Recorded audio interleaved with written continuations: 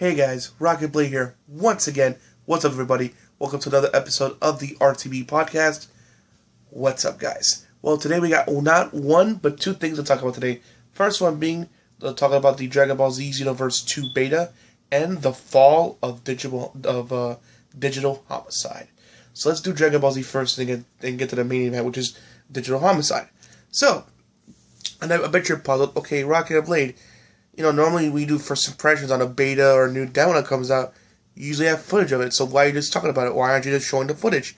Well, that was a problem. You see, as much as we bitch and hate on EA, and sometimes they deserve it, trust me, but they have servers ready. Because as you can see, you can look up and go watch my Battlefield 1 beta. I didn't stutter not even once. Man, I had some funny glitches here and there, but there was plenty of servers ready to go and ready to just... Excuse me. It was just ready to be played. They had probably 1 million servers ready to be played because Battlefield's a big popular franchise, and considering how the positive response it going to World War I and how so well received, EA was super prepared because that thing didn't even lag, not even once. It felt like a finished game for the most part. Despite some bugs here and there, it felt like a full-fledged finished game, in my opinion. And like I said, it never lagged. You can watch the video, it never lagged, not even once. It played beautifully, and I was able to get into a room with no problem, with a snap of my finger. So there was no problems whatsoever. So, but unlike with Xenoverse, however, in the beginning it seemed fine. I got my character made. I went through the introduction of, hey, with Trunks saying his was like to be a time patroller and the rules of the time patrol area and stuff. Got to the intro, so did a little bit of story mode. I kind of, fighting off Vegeta and then Nappa, then fighting them off, them turning into great apes, so fighting them off as well. So after being that, you see, which is a cool thing. If you played Xenoverse 1, the main Saiyan character I had, if you look it up on my Dragon Ball Z Xenoverse review, which I do have, and also that was my first professional video game review done by my friend Koopa, but with the editing. Just saying I was using that in the review was shown, and you get to pick the hero you wanted. Not only kind of like a word statue of him, but it's also he's also being seen in the cutscene working with Trunks, which is so awesome to see your character. This character that was dreaming of, that I wish could be a part of the universe, and now is a part of the universe, and it's so cool. It's so awesome seeing that character.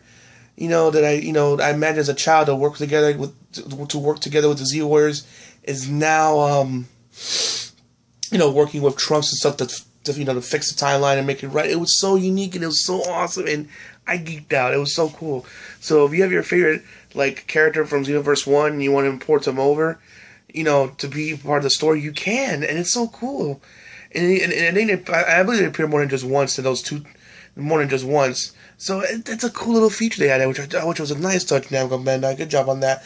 But after that, right in the middle, but then it cuts to where Bora and Tira, I believe their names are. Yeah, Bora and Tira. They were talking to Lord Slug and Turles, and right in the middle of the conversation, it crashed. It crashed, guys, and it crashed bad. It's like bam. The server has crashed. Please try again. I'm like, oh shit. And I tried getting back on, and then I tried at least 2-3 times. It would not let me back on. I even tried the next day. Same thing. It would not let me back on. Excuse me, guys. I apologize for that. Sorry, but it was so crazy because my friend Koopa was like, well, it didn't happen with the private servers. Why is it with the open player? Well, private servers, those it's only for maybe a handful of people, maybe 100 or so or less, or around that ballpark. So it probably they were prepared for that. To at least have that much ready. So now they're testing. Okay, how much people are going to be on at once, so we can get the servers we need. So for October 25th, and apparently need a lot more because man. It couldn't get back on. Luckily, Koopa knew his trick to where, since he completed the thing before it got really bad, he could invite me in, do some co-op missions together, and then I would say 70% of the time it'll get you right back into the lobby.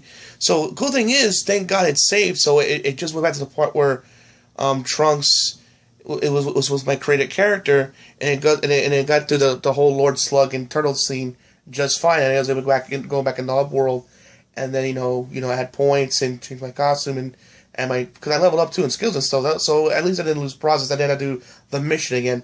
Thank the Lord. But yeah, it was crazy that happened. But luckily, found that loop around and stuff, and I was able to enjoy it. Because other than that, on my own, I wasn't able to get on. Maybe once I got back on by myself, but then once we do co-op missions and I get a disconnect as he's hosting it, and it was kind of weird. It kind of worked, but then it works. It works when he invites you to the mission, but when you want to go in the server itself, it's hit and miss. Sometimes it'll work, sometimes it won't. So then, okay, now let's get to the meat of it. Like, how's the gameplay, RockingTheBlade? Like, how is it? How does it play? How does it look? Well, it looks fantastic. The graphics definitely improved. It looks a lot better, a lot sharper, a lot cleaner. What else? The combat feels the hand-to-hand combat wise feels a lot more smooth than before. You can change. I mean, the first one you can't change combos, but this one it feels like more. You can change combos a lot more quicker. It feels more fluent. And also doing your beams look awesome as ever and stuff. There was one part though where we're like, and there was one mission I remember me and my friend Cooper were like in Frieza's like spaceship, and like he did like this Nappa like explosion attack, and it lagged so bad because we're fighting Zarvan and some minions. It lagged so fucking bad. I honestly thought that server was it was gonna crash and boot us out. It barely got through. I swear, I'm like, oh, it's gonna boot us out, but luckily it didn't. But other than that, when it's out in the open, though, it's fine. But it's just in that closed space, I guess it could. But again, I'm not mad at it because it's a beta. Betas that work out the bugs and kinks so that way it could be ready by the time the game comes out. So I think Bandai Namco by now will have it up and ready to go by the time launch day comes. So I'm not worried about that. But yeah, it was so crazy. I'm like, oh shit, it's gonna crash. But luckily it didn't, thank God. But yeah, you can co-op missions with your friends. That's fun. And oh yeah, and even despite that one lag part, it mostly ran very smoothly, in my opinion. Very smoothly. Granted, I don't think you can't do story missions. That hasn't been confirmed yet. But you can do regular co-op missions. It's so cool to do with your friends and stuff. I think up to 4 people can do it, if I'm not mistaken. And at least I know definitely 2 people can do a mission together for sure. And it's so fun. It never lagged once, besides that one part. But it ran perfectly, and like I said, the beams look great. The combat was more fluent, and and granted, you had to go through a tutorial. But I'm glad I took it away. I need to kind of refresher because I haven't played Xenoverse in a long time. It's a long time since I did that review, honestly. But yeah, I kind of like remembered and I got familiarized with it again, and it was fun. God, it feels like a vast improvement. Like it took a already great Dragon Ball Z game and just improved upon it. That's what it feels like. It feels like Street Fighter 2 Turbo. It's like the same great game, but just improved upon. That's what it feels like in my opinion. So yeah, overall, I can't wait till October 25th. Also, I got the Ultimate Edition where it comes with like just giant Super Saiyan Goku statue. Which, in case you're wondering, yes, I will do an unboxing to show that sucker off. I cannot wait, man. I'm so excited to show you that, guys. And I will do a first impressions. Maybe review down the line. But yeah, I can't wait till that happens, man. I'm so excited for this game. Oh man, it's so cool. Excuse me, I'm sorry for the gas. I'm really sorry, but just really excited. I cannot wait to see what they do with this game and what's to come. And hopefully with the DLC and Season Pass, they have some cool surprises along the way. I cannot wait. Alright guys, now let's get to the nitty gritty, the main event of why we're here. Besides, Dragon Ball Z, first impressions, beta, is the fall of Digital Homicide. I know I'm late to the story. There was a new update that came out, but I know I'm late to the story, but I just want to give my 2 cents on the matter. Digital Homicide. What can I say? They're nothing but a bunch of fucking assholes. That's all I can say, really, because the shit they did to get games on there and to, to get games on there and then the shady tactics they did was just so grimy and sleazy. It was just unbelievably cringy how just bad they are. And you know, I saw the digital, I saw their main zombie game thing. It looks like a beta. That's how bad this was. It looked like a beta. It doesn't even look like a finished game. It looks like a fucking beta. But no, it's a full-priced game. God, it makes Bubsy, which I can't believe I'm saying this because that looked terrible, look like a finished game. And Bubsy's 3D looks fucking terrible. But that looks more finished than whatever the hell that zombie game was trying to be. Holy shit, it looked terrible. It looked like straight up garbage. And I love how they try to, like, you know, greenlight these 20 different games, being on a different name, so that way it can get greenlit, or give you special keys if you vote for it. Like, sleazy, underhanded kind of shit. I listened, also, believe it or not, there's a podcast, not only a podcast, but more like an interview between Jim Sterling and one of the creators of Digital Homicide. And this guy, I mean, it was like a few minutes, like at least a good 5 to 8 minutes of it. This guy sounds like such an arrogant prick. Like he's like a very entitled douchebag, like Phil Fisher kind of shit. And what makes it worse is that the stuff he was trying to say to defend what he was doing was unbelievable. It really was. Like, let me give you an example. He was explaining how, like, well, when you're working with Destructo, when you did videos for them, did you get money? You know, whatever, you know what I'm saying? Because we're the new company, you know. Okay. Let me unpack that real quick. First of all, when Jim Sterling, he didn't get paid for those videos. That's number one. Number two, YouTube videos or videos like that in general are free to watch. They're free. You don't have to pay for them. Unlike your game, sir, you have to pay for them. Unprofessional or not, granted he's getting money, he's getting ads off of it, but no one has to pay to see it. That's the point. It's not like your game is free and you have ads running on the game like some iPhone games or, you know, iPhone/iPad games that has ads on them to get their money. You know, it's not fucking like that. You have to pay the game. You have to pay for the game to play it. It's not free. See, this YouTube video that you guys are watching right now, it's free. Even if I do get paid, which sadly I don't, because I'm still up a comer. But when I get big up, well, hopefully I'll get, you know, up there one day. But when I do, I'm getting paid by ads, you know, through ads and YouTube. You're not paying for to see this. This is free. Same thing with Jim Sterling's videos. They're free. And there's even no ads on him on the Jimquisition because he has a Patreon account. So even then, he's not getting ads with you. He's not getting paid with YouTube. So, sir, your argument is null and void. Because granted, I know you're saying, "Oh, we're up and coming, and it's only our second game," but still, you're asking people to pay for it.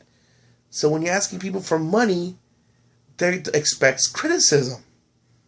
You know what I'm saying? That's just how it is. Now, if it was a free game, they might give some leeway to it.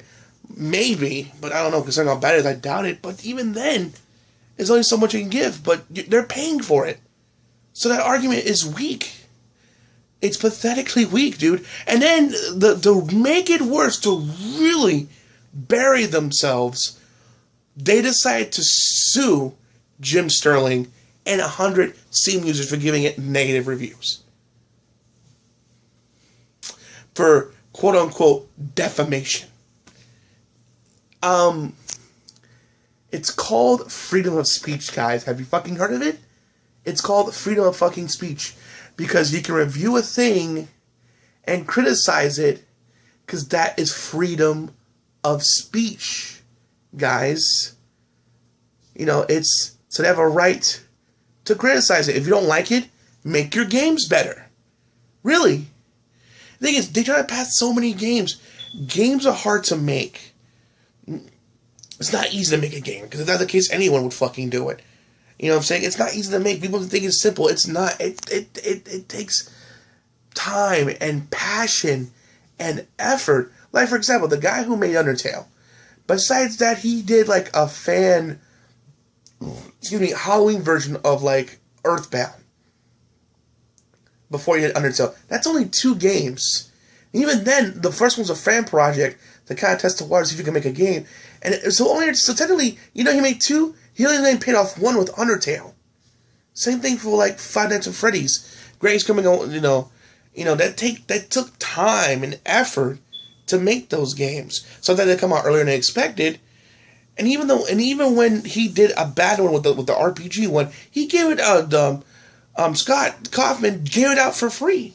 So look, it's something you guys would never do with your game. And you know what I'm saying? It takes time. Now I know you try to say, well, Call of Duty and Battlefield pumps out games every year. We try to be like that. Well, you're not like them. You don't have millions and millions of dollars like they do. Call of Duty makes $1 million a year. It makes them millions of dollars a year. Same thing with Battlefield. So you don't have that kind of money. So you can't spend what you don't have. So use the money you have to make one good game. Because the thing is, if you make a bad game, you'll be in infamy.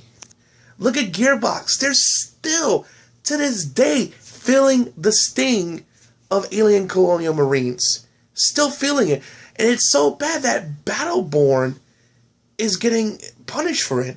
And if I want to mean Battleborn, it's not the greatest game in the world, but it's a decent game. Especially if you're a friend to co-op with. But sadly, because of the Colonial Marine situation with Gearbox, and then releasing it at the worst possible time, the same time where Overwatch was coming out, so they should either release it earlier or save it for like December or something, when Overwatch is like been out already, or save it for like early next year, because they released it around that same time frame, and it really, really killed it. You know what I'm saying? And it's like, this is, and like I said, again, from Battleborn, it's a pretty good game. You know what I'm saying? It's not the best in the world, but it's a good co-op shooter. It's not Borderlands, but it's good for what it is. But sadly, it's suffering because of it. It really is. It's sadly suffering because of it, because of that one game in it. So you only have one chance at a first impressions. Once it's gone, and that's it. So trying to like crank out several other games and hope it sticks, it's just not gonna fucking work.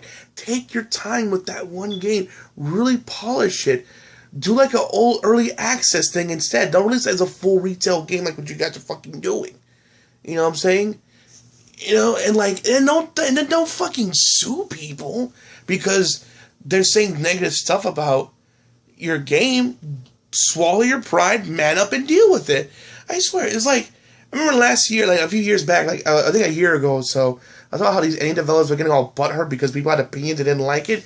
Now it's getting to the point now they're fucking suing people because of this shit. I'm like, guys, if you don't like what's being said, make better games. Stop trying to rush shit out to hope you get a hit. Really take your time with it. You know what I'm saying? I mean, like, take your time with it. Don't rush it. The old example, I know I keep bringing this game up, but it's a good example. Max Payne 3 got delayed at least several times. I think it's because it came out in 2010, and it didn't come out between either 2012 or 2013. Point being, when it did came out, that game was awesome. It got massive praise. The lowest score I've seen it was about an 8. It was either 9s or something, either 8 or 9s. I heard nothing but positive things, and the way they wrapped up the trilogy for Max Payne was beautiful. But I use that example of that game because it took a while, but when it came out, it was something worth playing. Same thing with Doom. Doom was in development hell for a while because it was, like I said before, it was going to be like a run-of-the-mill looking like Call of Duty generic game with the demons on there. The original team scrapped it, started all over, and then they produced the game, which we got today, which I'll have a review up hopefully soon, maybe around November, maybe. But the point being, it was an amazing game.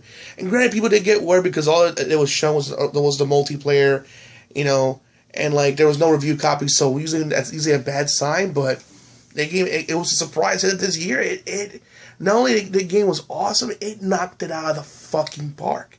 So again, it took a long time, but then when it came out, it was again perfect. No, that's a recent example. So so Digital Homicide, I would say to you, take your time, with these games, so that way when you're ready, it'll hopefully be a masterpiece. But sadly, you can't take my advice because the recent news that just broke not that long ago that they went out of business.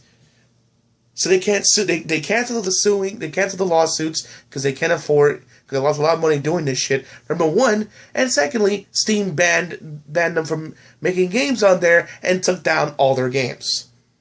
So all their revenue from Steam is gone in a blink of an eye because they got butthurt over opinions. Look, I get attacked on this channel for a lot of things too, but don't let that stop me. People like with opinions are like assholes. They all have one. Like, people got mad at me when I called out Battlefield for being bare bones compared to bare bones in comparison to Battlefield 2. Look what happened. The game's not even talked about anymore. Same thing with Halo 5. I was saying, oh, it doesn't look that great, and I heard all the bad things about it. People were bitching, oh, it's going to be great, and look what happened. Again, that game's not talked about anymore, and people consider it the weakest of the franchise. But Nintendo, this one I got a lot of shit for. The YouTube policy thing. I think it's still stupid. It's dumb, and they shouldn't do shit like this. Because other people are, like other companies like Ubisoft, EA, and Capcom, as long as you bitch at them, they don't do the shit what Nintendo's doing. So why Nintendo's getting a free pass? I got a lot of shit for that crap. But of course people like Boogie, Alpha Mega Sin, Angry Joe, the big YouTubers didn't like this shit. Because it's stupid. Because it's under fair use. You know what I'm saying? Anything they little thing for Nintendo, they take it down. Or you can't make money ad revenue off it, which is ridiculous. It's fucking ridiculous. And I got shit for that. So with everything, people got opinions, but you can't look at that shit. You gotta just knuckle down and then do a better job. But now you can't because of your dumb decisions. So next time, this is to all future game developers out there. If you want to make a video game company, two things. One, be nice to your customers. Don't sue them if they give you negative reviews. Even if the game does get positive reviews, don't do that shit. And ultimately, take your fucking time. Because when you rush shit, and then when people call it out for being a rushed piece of shit, you can't get upset. Because honestly, what you're trying to do is you're not really a passionate developer. You're just in there for a quick buck. And if you don't know the truth, well, if you can't take the heat, get out of the kitchen. Alright guys, that concludes this podcast. Tell me what you guys think about today's podcast. Did you manage to get on the Dragon Ball Z beta, Xenoverse 2 beta? Did you enjoy it? Did you like it? Did you hate it? What'd you think? Did they improve on it or they didn't? And what'd you think about the fall of Digital Homicide? Was it deserved? Was it not deserved? I'd love to hear your guys' thoughts on the matter. Alright guys, hope you enjoyed the video. Please make sure to rate, comment, and subscribe. And also please check out the Naruto Ultimate Ninja Store form review. It's out right now. Please go check it out. Koopa did it really hard, worked on it really, really hard, so please go check that out. Alright guys, it is RockingTheBlade signing out. Hope to see you guys again real soon. Peace out guys.